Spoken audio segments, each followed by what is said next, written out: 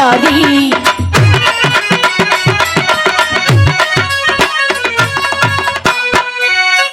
विस्तार वंश का भारी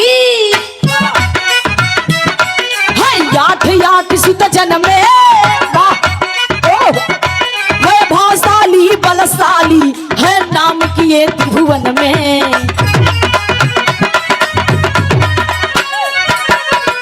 ई जौहरी बुल्लू गुरुजी वाली रही, लेकिन स्वर्गीय रामदेव गुरुजी वाली थोड़ा लगा हुआ था।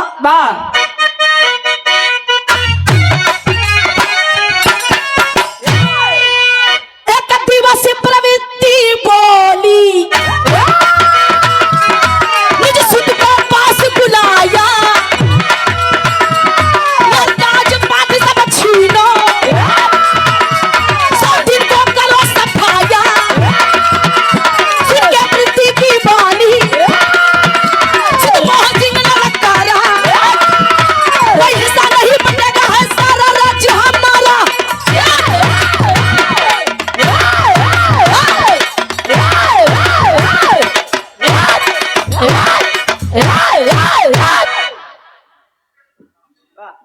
कहानी के पहले समझा लोगन।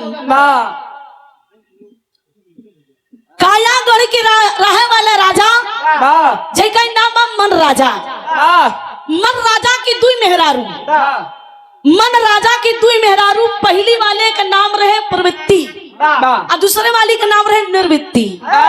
पहले वाली रानी के नाम जो प्रवृत्ति रहे करे 8 लड़कियां जन्मी, और जो दूसरी वाली रानी रही निर्वृत्ति उहो की 8 लड़कियां जन्मी। अब पहली वाली मेहरारू जेका नाम बा प्रवृत्ति, ओकरे बड़का बेटवा का नाम रहा मोह सिंह। आ छोटकी वाली रानी जेका नाम बा निर्वृत्ति, ओकरे बड़का बेटवा का नाम रहा विवेक। और छोटके वाले के नाम रहा ज्ञान सिंह, और तीसरे वाले नाम का नाम रहा संतोष। ई तो छोटकी वाली रानी को हो गया। और जब यार बड़की प्रवृत्ति बेटवा के जगह मोह सिंह, काम सिंह, क्रोध सिंह, अब जाना जगह क्रोध आ जाना सर्वनाश हो जाता है। तो एक दिन मन राजा के बड़की मेहरारू प्रवृत्ति अपने बेटवा मोह सिंह को बुलाए। कहा ये बेटवा, मोह सिंह गए अपने माई के सामने एकदम सीना चौड़ा करके खड़ा हुई है। कहन माई बोला का बात था? तो प्रवृत्ति बोले कि बेटवा तू हमारे 8 पुत्र हवा, तो हम चाहते ही कि जवान तोहर छोटकी माई है निर्वृत्ति, वो तोहरे बाप के दूसरी मेहरारू, मतलब हमार सबत। अब जान लग काठे को सबत नहीं बर्दाश्त होती मेहरारू की, कहीं हमार सबत उनहू के 8 बेटवा हैं। तो प्रवृत्ति कहा है, प्रवृत्ति का मतलब गलत रास्ते की ओर खींचना, निर्वृत्ति का मतलब सही धर्म पे जाना। निर्वृत्ति अपने 8 बेटवा के बड़ा ज्ञान बांटे, लेकिन प्रवृत्ति मन राजा के सबसे प्रिय रानी रही। मन राजा प्रवृत्ति की तरफ खींचा चला जाए, मतलब वो नहीं की तरफ रहे। जवन जवन प्रवृत्ति रानी कहत रही, मन राजा वही करत रही। निर्वृत्ति रानी से कौनो मतलब न रखे। तो वह प्रवृत्ति अपने बेटवा मोह सिंह को बुलाए, बेटवा सीना चौड़ा कई के मोह सिंह पहुंच गए। कहन माई आज ही तहार बेटवा बड़का मोह सिंह ललकार की कह रहा है। क्या बात है माँ बताओ, तुम इतनी निराश क्यों हो? तो भाई प्रवृत्ति बोली बेटवा हमार बात मानिला, सारा राजपाट अपने छोटकी माई से छीन लिया। इन्हा नाठो बेटवा के निर्वृत्ति सही राजमाल से बाहर कर दो, या तो समर में ललकार दो कि विवेक को आए हमारे साथ में लड़ाई करे। मोह सिंह सारी बात समझ गया। कहा माई तू ध्यान रखा, डंका बजवा दिया। कैसन मार सबके गीत लगे बा।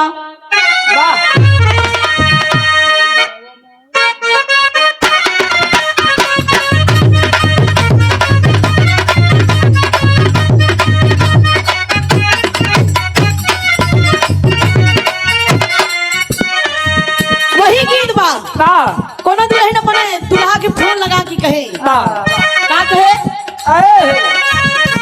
छोड़ेगा मना हरी में हरिया। थोड़ा बढ़ा का धीरज, थोड़ा बढ़ी ला।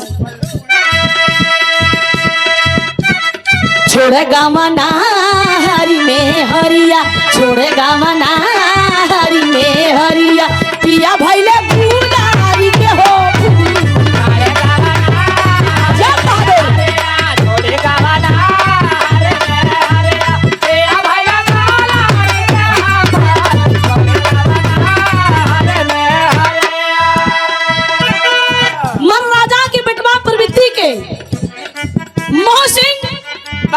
अपने छोटकी माई निर्वृत्ति की बेटवा बड़का बेटवा विवेक को ललकार रहा है, डंका बजवा दिया। क्वेश्चन,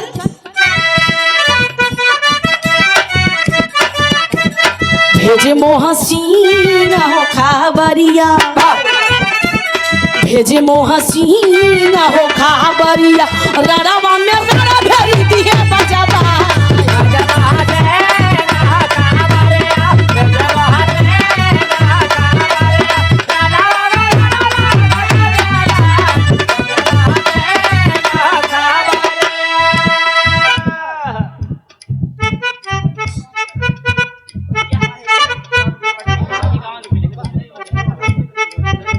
और ये आप दादाजी की ओर से शिव प्रसाद धिकार ये 50 रुपए दे के सम्मान किए।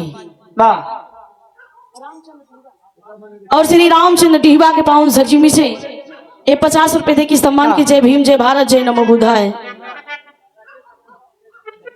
आप श्री राकेश हरजन डिहबा के पाउन सरजीमी से 21 रुपए दे के सम्मान किए।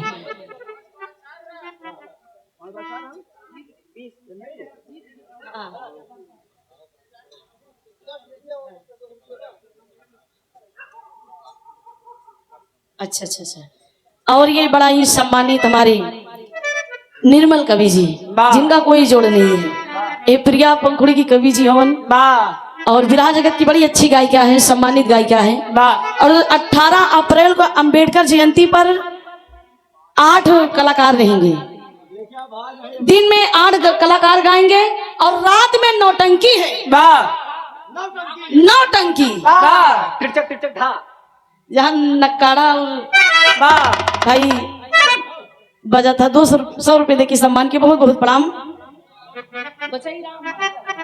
और यहाँ परम आदरणीय परम श्रद्धेय बचई राम मास्टर एवं मनोज कुमार पूर्व प्रधान ग्राम ईश्वरपुर 51 रुपए दे के सम्मान की। 18 अप्रैल 2025 को अंबेडकर जयंती का कार्यक्रम दिन में बिरहा होगा, रात में रमाशंकर गुप्ता रानीगंज प्रतापगढ़ की नौटंकी का कार्यक्रम। पट्टी वाली आएगी। सभा शंकर पाल दशहर के पावन सरजीमी से 20 रुपए दे के सम्मान के बहुत बहुत प्रणाम। और ये शिव डेयरी मोहम्मदाबाद 5 रुपए दे के सम्मान किए। बहुत बहुत प्रणाम, आशीर्वाद की कामना ईश्वर मिश्र भैया लोगों के स्वागत बा। जय भीम, जय भारत, जय नमो बुद्धाय।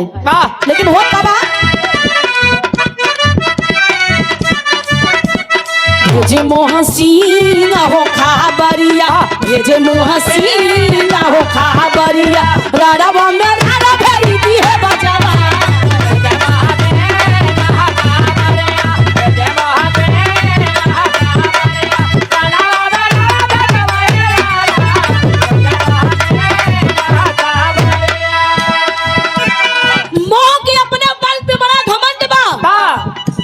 वही कहा था काम क्रोध और मोह के सम्मुख लड़ी का सत्य विवेक का विचार हो कबा खन खन बा चला ताला वरिया, खन खन बा चला ताला वरिया, तू न हुसा पिया पे गाल टकारा, खन खन बा चला ताला वरिया, खन खन बा चला ताला वरिया, तू न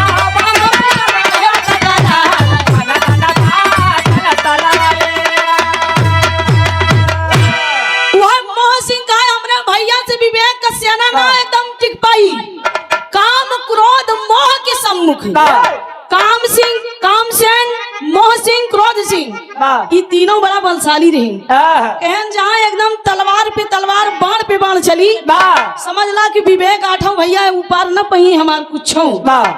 विवेक निर्वृत्ति के बेटवा, विवेक सबसे बड़का बेटवा स्वीकार किया लड़ाई को।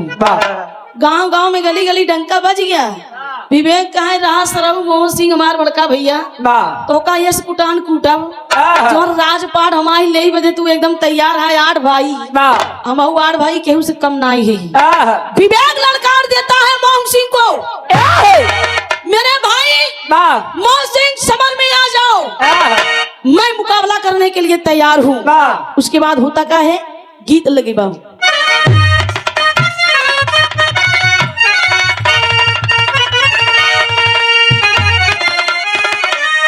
और ये साधु पजब फुलवरिया 10 रुपये दे के सम्मान के भैया के बहुत बहुत नमन बा। जय भीम जय नमो बुद्धाय।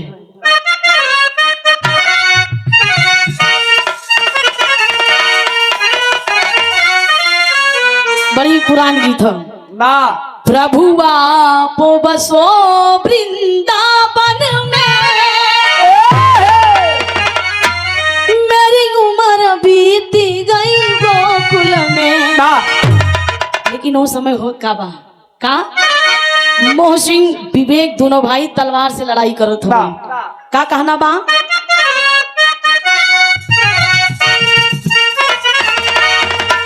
जब मोह विवेक से लड़ करके, जब मोह विवेक से लड़ करके हो गया पराजित दंगल में,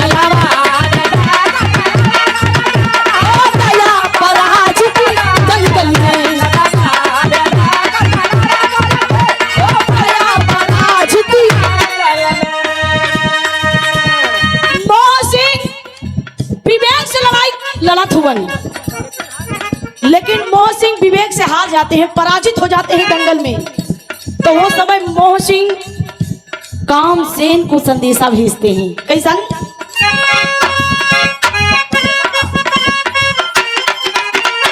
आए है संदेशा तुरंत ही भेजा है,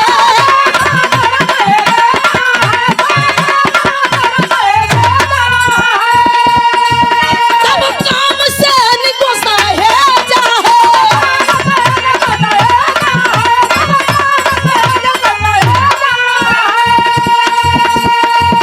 मारो दुश्मन को चाहे करके,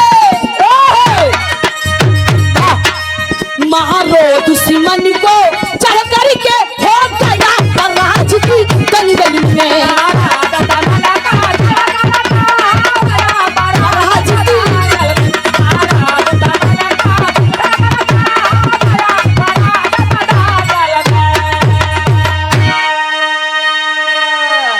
विवेक एकदम बलशाली। जब मोहन सिंह का एक मुका मारे तो मुंह एकदम टेढ़ हुई गया।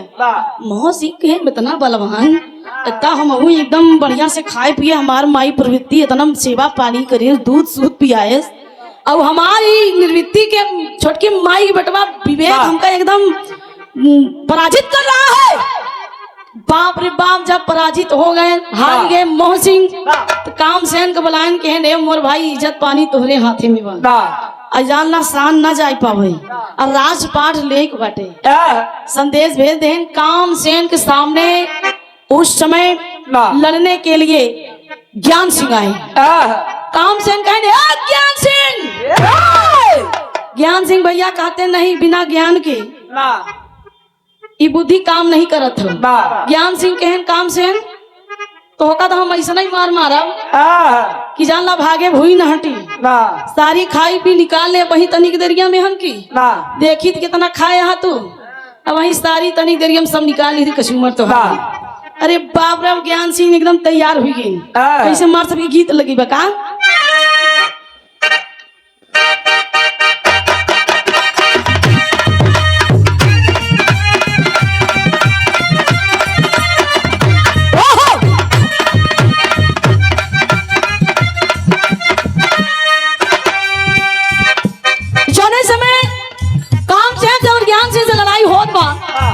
कामसेन भी हार जाती है ज्ञान सिंह से। जब कामसेन हार गए तो कामसेन और मोहन सिंह तीसर के भाई क्रोध सिंह को बुलावा थी, तो क्रोध से लड़ाई खातिर संतोष आते हैं।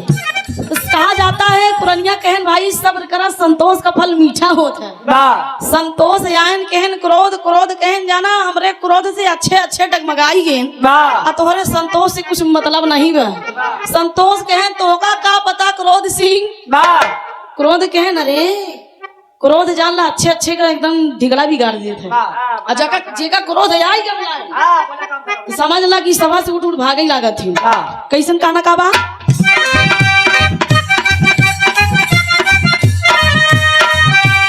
अच्छा सिला दिया तूने मेरे प्यार का अच्छा सिला दिया तूने मेरे प्यार का अच्छा सिला दिया तूने मेरे प्यार का यार नहीं लूट लिया घर यार का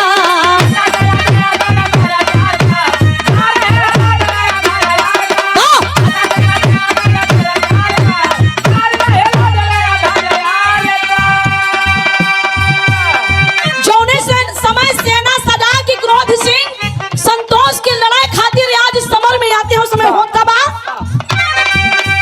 सेना सजा के रंग बाज चल दिया सेना सजा के रंग बाज चल दिया राणा ने समर में क्रोधी राज चल दिया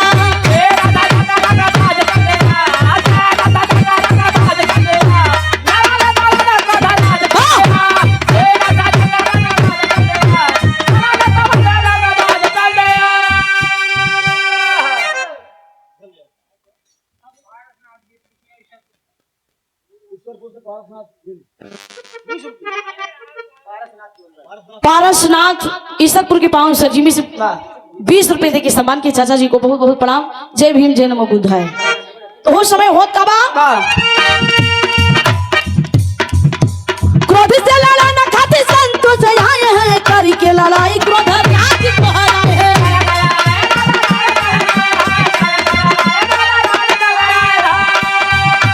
कर नहीं पाया पूरा काज चल दिया कर नहीं पाया पूरा काज चल दिया लड़ा न समर में क्रोधी राज चल दिया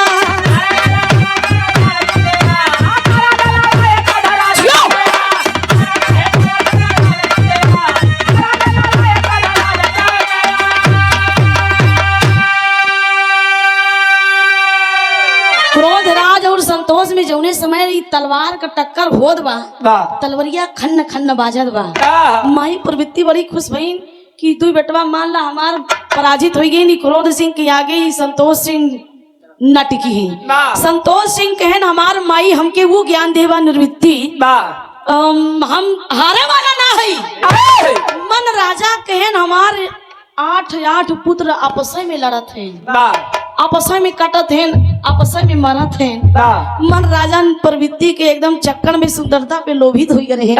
प्रवृत्ति जौने समय बढ़िया श्रृंगार कैले बढ़िया से सिंदूर टुकली लाली लिपस्टिक लगाई ले तो मन राजा एगो अपने सिंहासन पे बैठ के ऐसे टकाटक लगते ही रहे।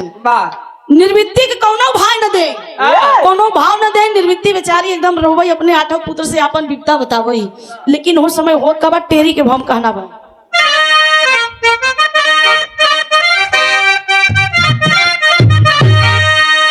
बैरिन के दा भगाई जंग से बैरिन के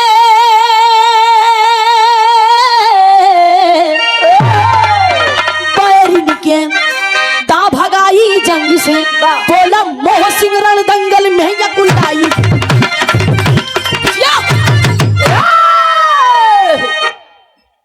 ए भैया क्रोध सिंह संतोष से जब पराजित भइलन तो मोह सिंह के जान सब बिगड़ी बुखार चढ़िया। मोह सिंह सोचे कि हमार भाई क्रोधो सिंह हार गए बतावा संतोष से हार गए अब तो बड़ी मामला बागी हमार छोटकन भाई अब टिकी है ना। तो उस समय मोह सिंह के बड़ा अफसोस भइल। पापा के लाइन में कहना बा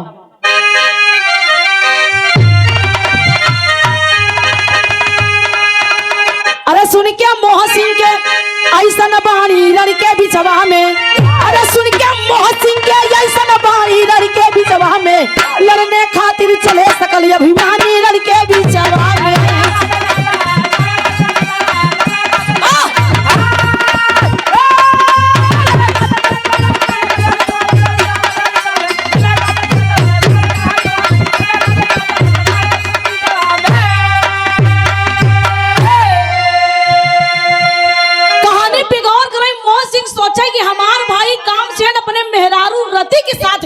ने बतावा जे कहीं मेहरारू हिम्मत दे पहुंच जाए कि हमार संग लड़ाई लड़ाई जात हैं तो वो हार जाए तो बतावा केकर दिल पे का बीती। कामसेन अपने मेहरारू रति के साथ में गए, वो भी पराजित हो गई। तो है मोहन सिंह आठों भैया और विवेक आठों भैया एक साथ लड़ाई करत हुन। कैसा? काम क्रोध मद लोभ दंभ अधर्म और गर्व को है धाये, ज्ञान और वैराग धर्म सत धीरज उधर से आए। अरे हार मान के मोह की फौज परानी रण के बिचवा में, अरे लड़ने खातिर सकल अभिमानी आए रण के बिचवा में। ए भैया मोहन सिंह बड़ा अफसोस भले दोनों आठ भैयन आपस में लड़त हुवन। क्रोध मद लोभ दंभ अधर्म गर्व ऐसे ऐसे नाम रहे, लेकिन वो समय हो कबा आल्हा के भाव कहना बका।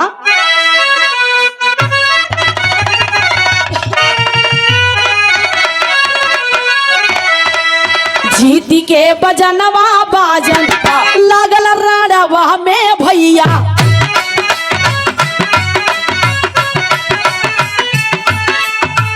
गुजल विवेक राज के होता जय जयकार।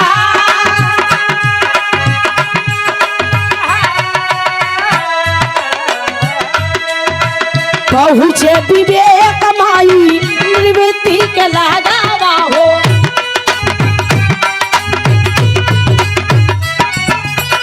कई के प्राण राम दी है सुबह समाचार।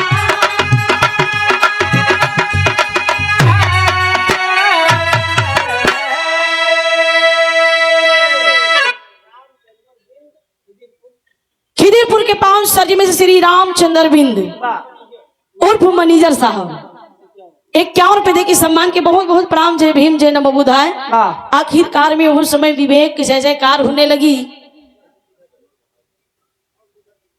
और आप बड़े भैया अमर बहादुर सरोज सहायक अध्यापक 100 रुपए दे के सम्मान के भैया के बहुत बहुत प्रणाम बा। विवेक की जाने समय जय जयकार होने लगी तो माई निर्वृत्ति ओनाए की सुने कि हमारे विवेक बेटवा के जय जयकार होत बाटे। तो निर्वृत्ति अपने महल से कमरे से बाहर आई और विवेक भी कान्हा पे बिठा के रोड पे बिठा के लोगन जय जयकार मनावत आवत हुवन। और ये आप हमारे बड़े भैया रणधीर पटेल जो कि भोजपुरी लोकगीत के गायक हैं, बहुत अच्छा गाते हैं आप। ये बहुत सारा रुपया देके सम्मान की जय भारत जय भीम जय नमो बुधाय। आखिरकार में हो समय निर्वृत्ति मुलायम सिंह यादव दशहर के पांव सरजी में से 100 रुपए दे के सम्मान की भैया के बहुत बहुत नमन बा। जय भीम जय नमो बुधाय। आखिरकार में विवेक गाय अपने माई निर्वृत्ति के सामने सर झुका के प्रणाम किए। निर्वृत्ति बड़ी खुशी भई कि बेटवा तो हार जय जयकार और तोहरे पीछे तना मनई। तो विवेक कहा कि माँ तेरा बेटा जीत गया और वो क्रोध सिंह काम सिंह मोह सिंह आपको हमारे 8 भाइयों को राजपाट छीना चाहते थे, घर से बाहर निकलना चाहते थे। शुभ समाचार जब बताया निर्वृत्ति की आंख में आंसू आ गया तो वह निर्वृत्ति कहा अपने बेटवा विवेक से कि ये बेटवा जा तू अपने बाबू मन राजा के बुलावा, अब तू ही सुधार सका था। शुरू से लेके आज तक तोहरे बड़की माई प्रवृत्ति के साथ रहते थे और मैं चाहती हूँ कि अब से तुम्हारे पिता मन राजा निर्वृत्ति के साथ रहे। विवेक अपने बाप के पास जाता है और अपने पिता को प्रणाम करता है और मन राजा जी बड़े खुश होते हैं कि मेरा बेटा विवेक बड़ा बलवान है। पराजित हो गए हमारे प्रवृत्ति के 8 पुत्र। निर्वृत्ति मेरी रानी जो 8 पुत्र को जन्म दी, आज वो इस सभा में महफिल में मेरा नाम कर दिए और साथ मिलवा के आए। निर्वृत्ति को एक संदेशा देते हैं कि माँ अब मेरे पिता मन राजा तुम्हारे साथ रहेंगे। आखिरी भाव कहना खड़ी में कहा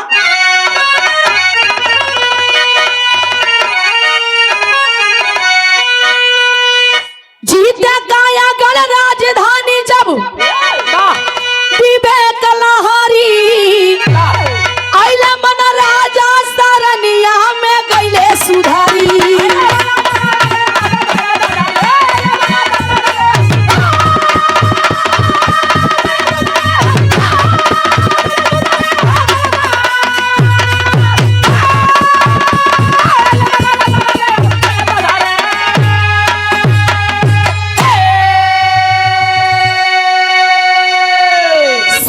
राह पे भूप चले प्रभु चरण से नेह लगाए क्षमाशील संतोष धर्म से मुक्ति पादा रथ पाए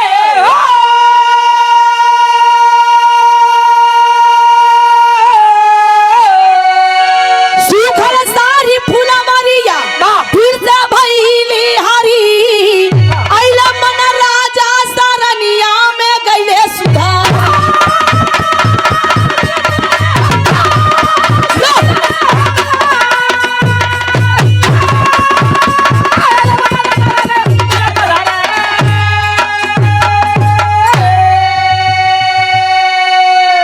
मन राजा जो प्रवृत्ति के कहने पर चलते थे, आज मन राजा निर्वृत्ति के पास आए, क्षमा मांगे, गलती माने, निर्वृत्ति के साथ रहने लगे और सारी गलतियों को नजरअंदाज करते हुए हरि स्नेह लगा लिए और अपने 8 पुत्र के साथ अपना जीवन यापन करने लगे। कहने का मतलब है हमारा मनुष्य अपने जीवन में वो काम करे जो ये मानव तन मिला है। 2 रानियां इसमें है, प्रवृत्ति निर्वृत्ति। अब मन का राजा जो ये मन का राजा है हमारा, ये कभी कभी ये मन का राजा नादानी कर जाता है, क्योंकि निर्वृत्ति की ओर मुड़ना चाहिए ना कि प्रवृत्ति की ओर, क्योंकि वो प्रवृत्ति जो रानियां है, वो जो रानी है वो हमेशा गलत की राह पर चलने वाली है। प्रवृत्ति जो है कि हम आपको कभी संतुष्ट रहने नहीं देगी, हमेशा गलत काम करने पर मजबूर कर देगी। और जो निर्वृत्ति है वो हमेशा सत्य की राह पर, जैसे हमारे बाबा साहेब, इनके अंदर ये मन बैठा है, इनका मन हुआ, इच्छा हुआ, इतना संघर्ष किए, इतनी पढ़ाई किए, तब संविधान की रचना करके इस समाज में, इस भारत देश में लागू किए और आपको हमको अधिकार दिलाए, जो कि इनके विचारों पे हम लोग चल रहे हैं। आखिरी भाव कहना है, बुधुराम बंधारी कहते धन्य प्रभु की माया,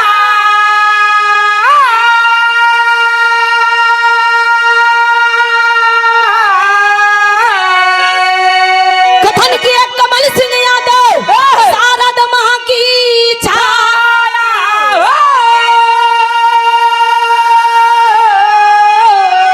बहन के ता भगाई जंग से करे सोना सुहानी सबा बीच हरसाई, बहन के ता भगाई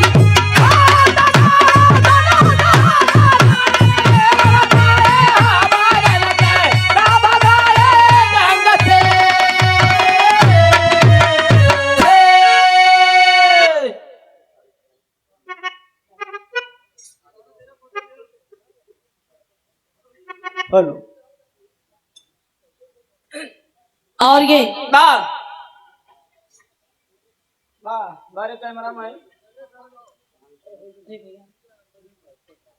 हमारे बड़े भैया शैलेश यादव, जो कि हमेशा चाहे फेसबुक के माध्यम हो, मैसेंजर के माध्यम हो, व्हाट्सएप के माध्यम हो, हमेशा सब कलाकारों से ये ताल्लुकात रखते हैं, सम्मान करते हैं, बहुत सम्मान देते हैं। सुंदर से पुष्पहार, बहुत सारा रुपया देते सम्मान के, बहुत बहुत सलाम आशीर्वाद की कहना बा राजा हो तो हई कैसे मनाई, राजा हो तो हई कैसे मनाई,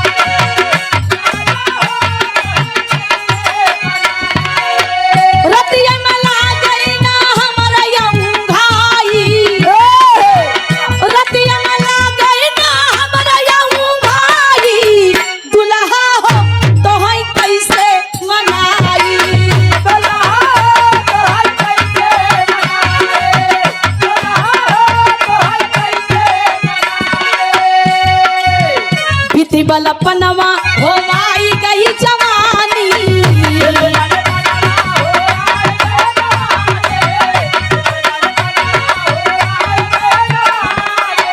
बीती बलपनवा हो माई गई जवानी, रही रही के रही रही के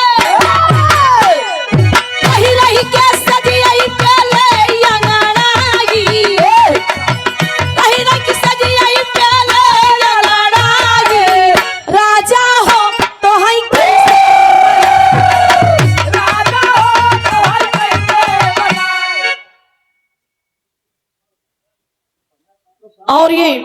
आप बड़े भैया श्री अमर बहादुर सरोज सहायक अध्यापक हैं। दशहर के पावन सरजमी से आपकी ओर से 100 रुपए का पान पुरस्कार की सम्मान किए। भैया के बहुत बहुत नमन बा। ईश्वर में सब जनता जनादर के स्वागत बा। कहा जा नहीं दे, कहा जा नहीं दे, सहारा वाली का जा रहा, कहा जा नहीं दे,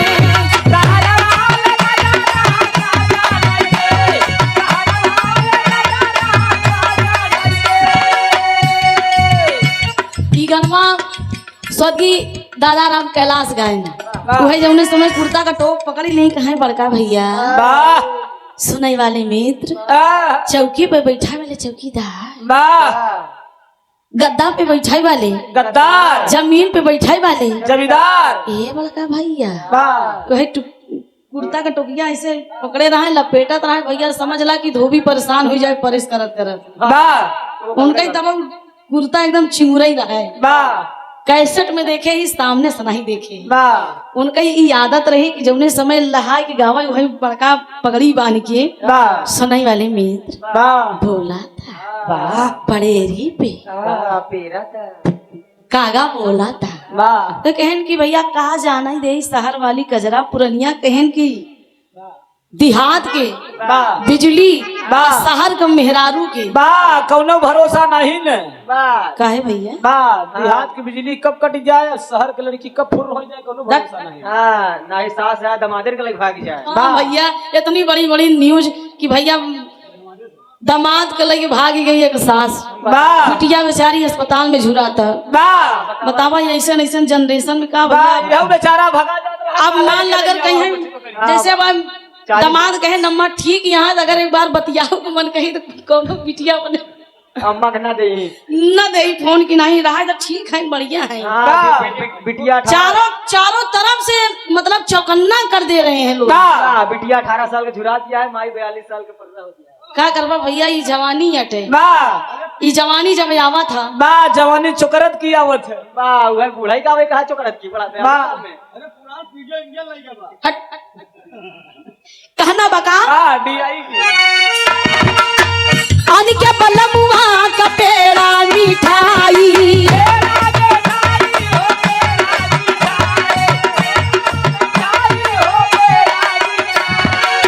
अन के बलमुआ का पेड़ा मिठाई अपने बालम का भी गोई दी बजा रहा का जा नहीं दे सहारा वाली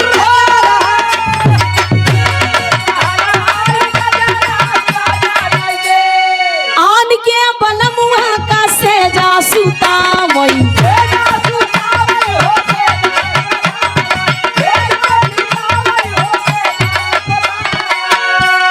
पुरनिया कहे न अपन लड़कियां दूसरे के मेहरारू बड़ी निक लागत जोन पुरनिया कहे हैं पुराने जमाना में वो आज सत्य होत कहे दूसरे के मेहरारू नीक लागा थी।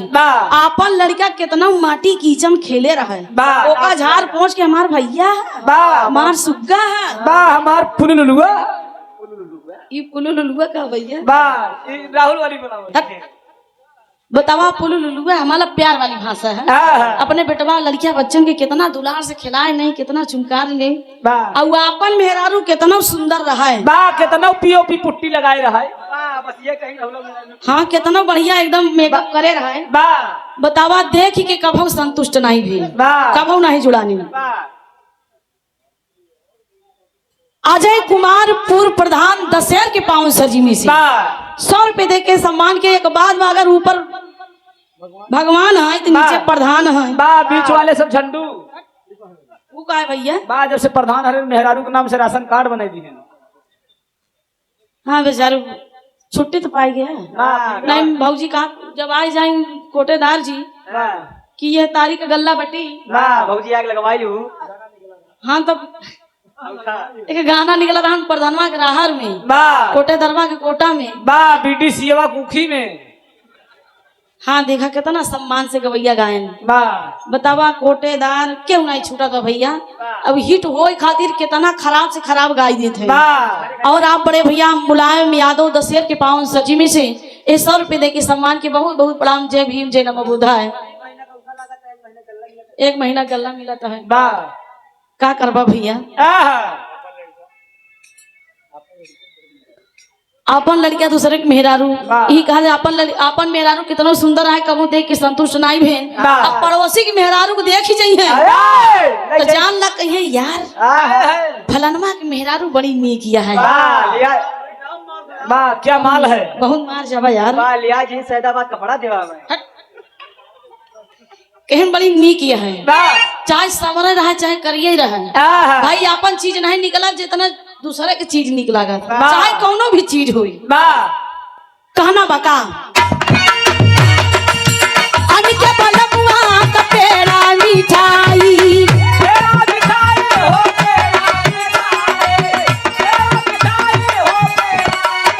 अनके बलमुआ का पेड़ा मिठाई, अपने बालम का भी कोई दी बजा रहा का जाने दे, सहारा वाली कजा रहा का जाने दे,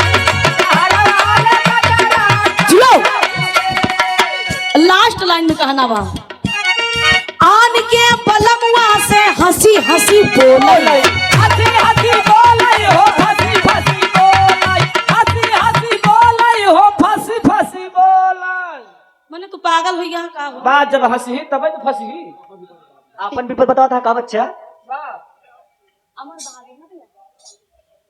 अमर बहादुर सहायक अध्यापक दशहर के पावन सरजिमी से 100 रुपए दे के सम्मान के बड़े भैया के बहुत बहुत प्रणाम बा, आशीर्वाद की कामना, ईश्वर में सकल पंच के नमस्कार बा, जय भीम जय नमो बुद्धाय। अनके बलमुआ से हंसी हंसी बोले, अपने बालम का देखाई दी नखरा का जाने दे, सहारा वाली कजा रहा